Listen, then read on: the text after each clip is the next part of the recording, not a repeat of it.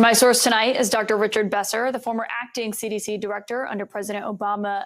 What did you make of what we heard from Senator Cassidy here, given what a critical vote he was, and also how skeptical he seemed of RFK Jr. in his hearing? I have to say I was extremely disappointed. I had my heart set on him for a lot of reasons. He's a doctor. And as a doctor, one of the things that you pledge is to do no harm. And, as I look across this administration and the people who are being selected for cabinet positions, I don't think that there's anyone on that list who could do more harm, or I expect might do more harm than RFK.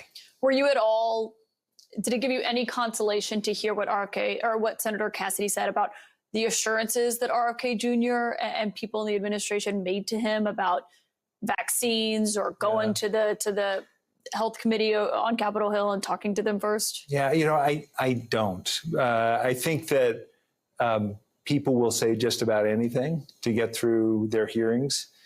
And it's so important to look at somebody's track record. So you have someone like RFK Jr. who has done more than just about anybody to undermine parents' confidence in the vaccines that they give to their children. As a pediatrician, I was a pediatrician for over 30 years, and now as head of the Robert Johnson Foundation, very focused on this idea of trust.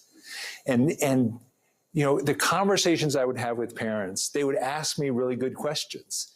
And I would say, go to the CDC website. It's got information you can trust on these questions. To have someone, to see what's taking place right now with the CDC website is shocking. But to think that the person who could be the Secretary of Health and Human Services who oversees that could be in a position to make sure that on that website is information that gives parents pause. And you believe he'll use all the powers that are afforded to him in this position? Because I've heard some Republican senators who maybe were on the fence say, well, there's a lot of people who work there. He's not the only one, but he is in charge. He is in charge. And, what you want to see in that person in charge is that they are relying on the expertise of the people in the agencies. And what we're seeing right now is the cleaning house in so many different departments and agencies.